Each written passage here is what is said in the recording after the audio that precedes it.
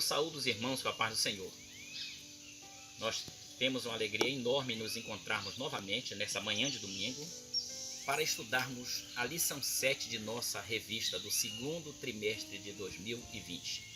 Você que está na sua casa, por favor, pegue sua revista, a sua Bíblia, reúna a sua família para junto nós estudarmos a palavra de Deus.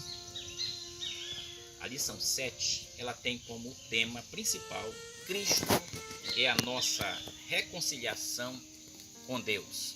Essa lição tem o seu texto áureo em Efésios, no capítulo 2 e o versículo 14.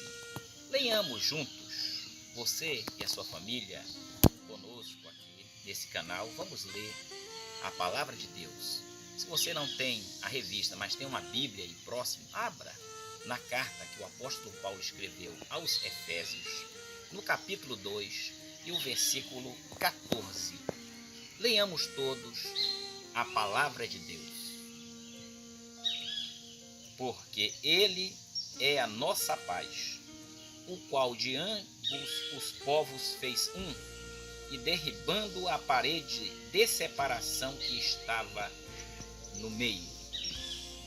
O texto áureo da revista enfatiza vários temas, daqui a pouco nós iremos tratá-los todos, mas eu quero inicialmente abordar o primeiro tema que está exposto no texto áureo, que diz sobre Ele é a nossa paz. Um grande pintor lhe pediram uma vez para que ele usasse toda a sua criatividade e profissionalismo para pintar um quadro que retratasse a paz. Esse pintor, depois de dias pensando, ele pintou um lugar bonito como esse que nós estamos, um lugar tranquilo como esse que nós estamos, e tinha uma cachoeira que ele pintou, e bem próximo da cachoeira uma árvore linda como essas que nós estamos vendo, e aí ele deu um foco na imagem e pintou um ninho de passarinho, e dentro do ninho alguns passarinhos sendo alimentados. E ele disse que dentro do ninho, sendo alimentado pela sua mãe, os passarinhos estavam em um lugar tranquilo e estavam sentindo a paz. Existem várias formas da paz ser retratada. Entretanto, quando a Bíblia Sagrada traz escrito porque Ele é a nossa paz, aqui o nível de paz mudou completamente. Ele é a nossa paz, está ligado não a um estado só de espírito, de tranquilidade, de paz, mas Ele é a nossa paz, está ligado ao próprio Deus, através do seu Filho, que é o príncipe da paz. Ele não apenas nos dá a paz, ele ser a nossa própria paz. Nele nós estamos em paz, nele nós estamos avivados, tranquilos, nos sentimos completamente em paz. Mesmo quando estamos em lugares aonde temos problemas, quando nós estamos sentindo dificuldades, mesmo assim, Ele continua sendo a nossa paz, porque Ele é o príncipe da paz. Ele não tem a paz, Ele é a paz. Por isso que Ele nos oferece a sua paz. Amém? Gostaria de dizer para os irmãos que o objetivo geral dessa revista é conscientizar que por meio do sacrifício de Cristo se desfez a inimizade que existia entre dois povos e criou um. Quando a revista fala desses dois povos, a revista faz alusão inicialmente ao povo que estava perto da salvação e ao povo que estava distante da salvação. O povo que estava perto da salvação é o povo judeu. O povo que estava distante da salvação é o povo gentil. Ele veio para que era seu, e os seus não receberam. Esse povo que era seu é o povo que estava perto, é o povo judeu.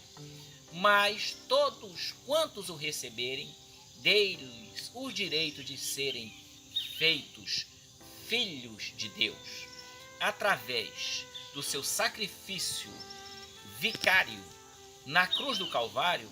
Ele vai promover a reconciliação daqueles que estavam longe da salvação com o próprio Deus.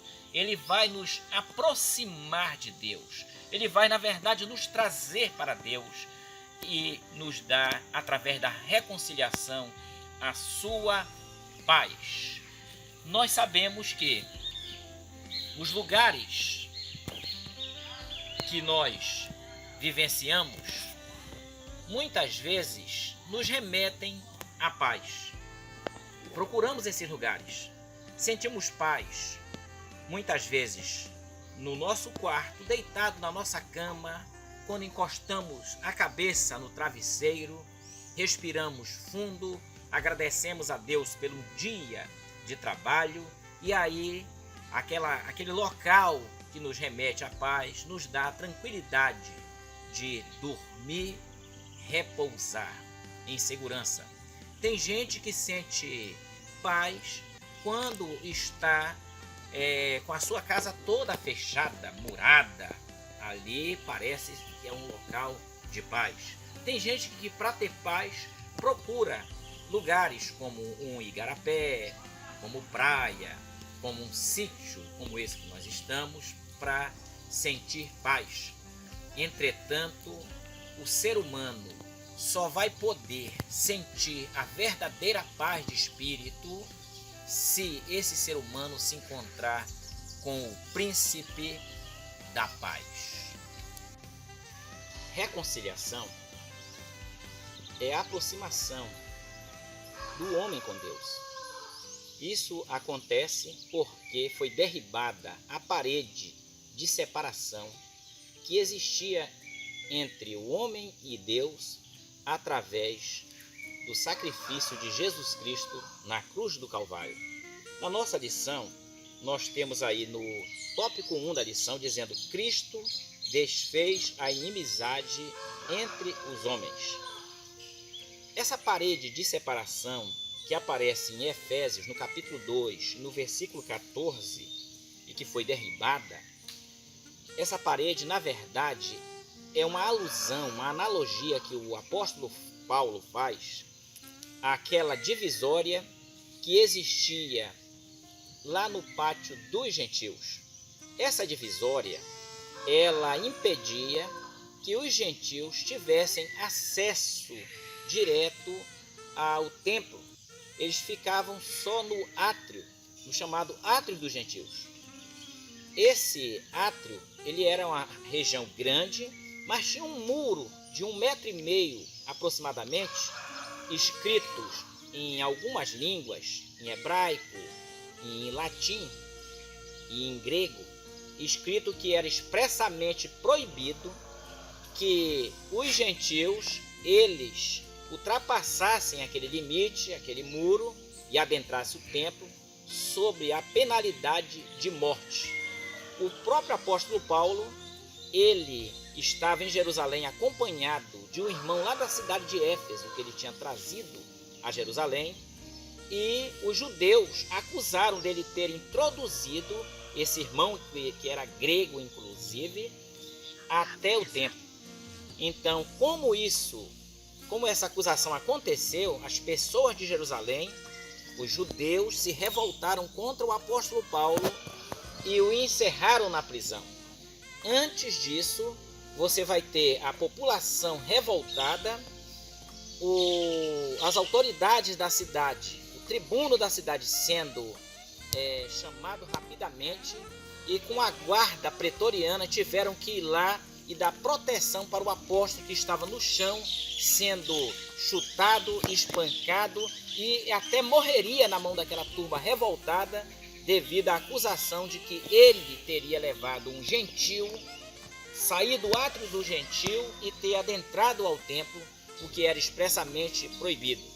Então Paulo, quando escreve o capítulo 2 e o versículo 14 da sua carta aos Efésios, ele faz alusão a essa parede que separava, e ele vai dizer que quando Cristo morreu na cruz do Calvário, ele promoveu, ele derrubou e acabou assim com essa separação entre Deus e os homens.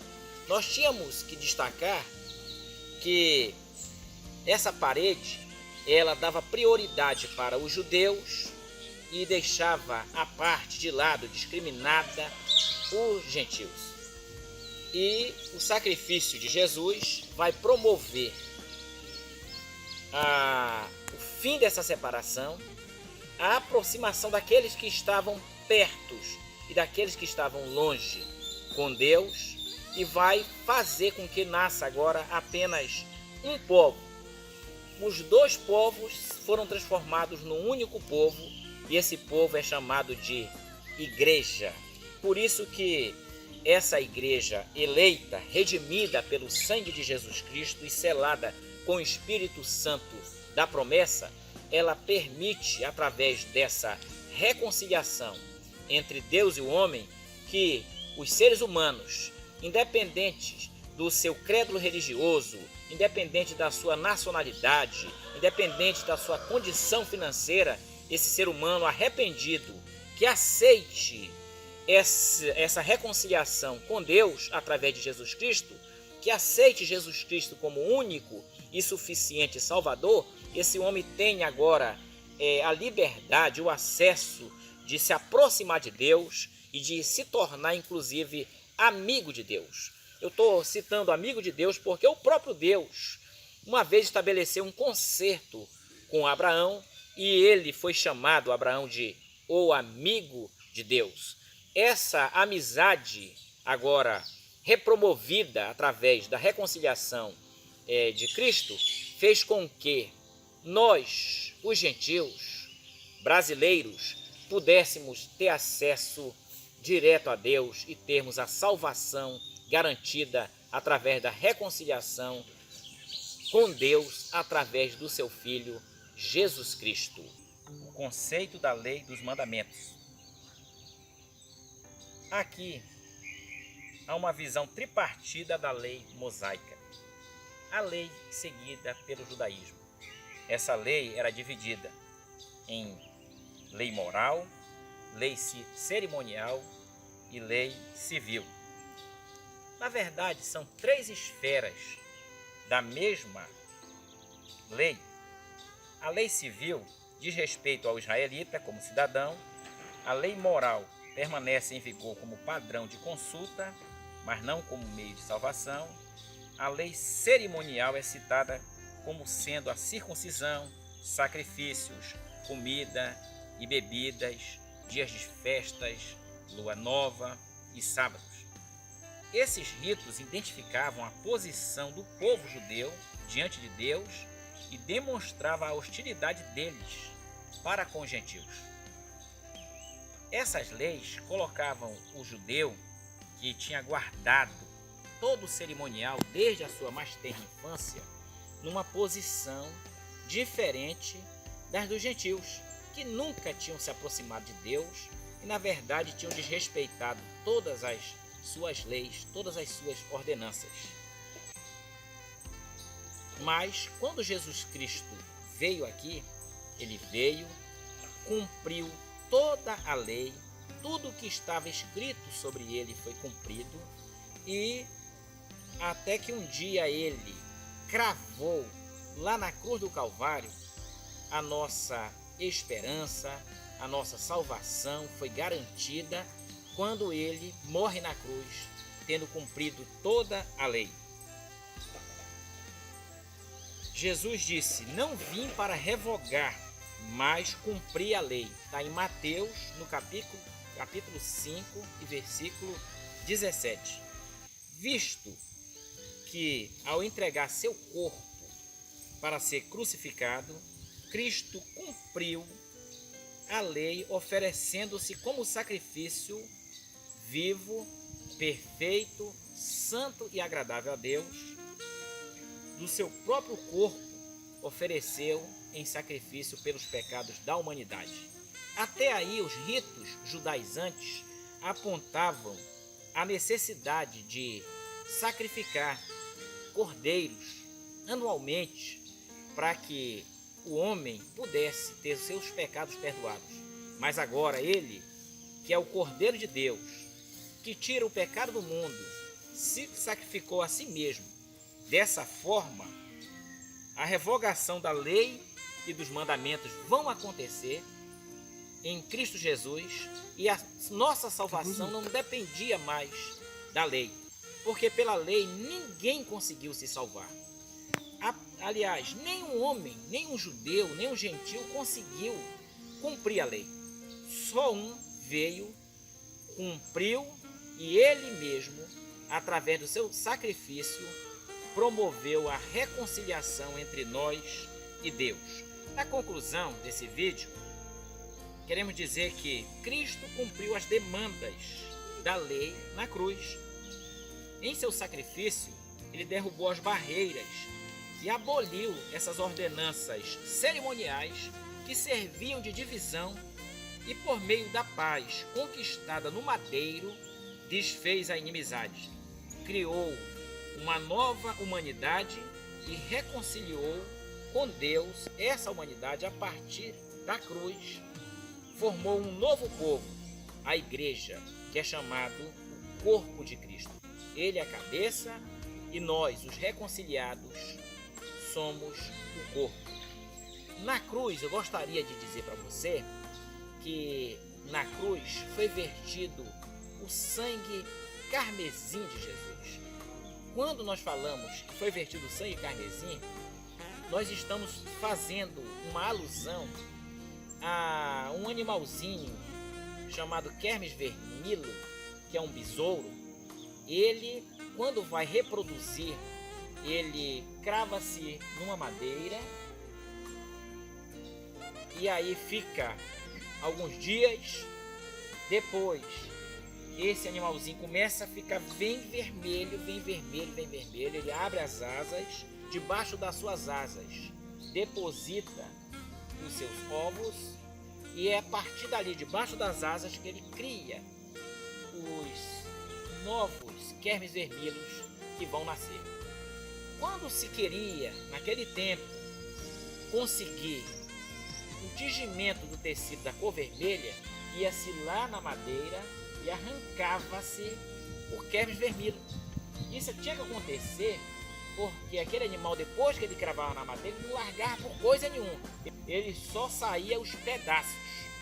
Como não tinha como salvar a vida deles, arrancavam o animal e pegavam centenas, milhares de Kermes vermelho para poder arrumar a cor vermelha para atingir tecidos.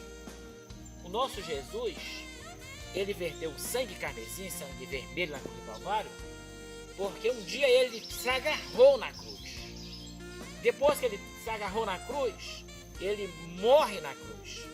Mas a sua morte na cruz, ele verte o sangue carmesim, e o seu sangue purificador vai fazer com que nós possamos nascer debaixo das suas asas de proteção na cruz do Calvário, e somos feitos filhos do sangue precioso na cruz do Calvário. Ele é a nossa paz, ele é o príncipe da paz, ele é o nosso redentor, porque pagou o preço de sangue. Ele é o nosso reconciliador, porque promoveu o fim da inimizade entre os homens e Deus. E ele deu para a igreja, para os seus filhos que um dia ele verteu na cruz do Calvário, o sangue, ele deu o ministério da reconciliação. Nós que temos esse ministério, que nós possamos também pregar a palavra de Jesus para aproximar muitos outros homens de Deus. Nós que temos esse ministério, nós temos a responsabilidade de evangelizar, de pregar as boas novas de salvação. Que Deus abençoe a todos os irmãos, que nós continuemos estudando essas lições tão maravilhosas. Os comentários são muito profundos, procure ler e que Deus nos abençoe nesta manhã. Amém.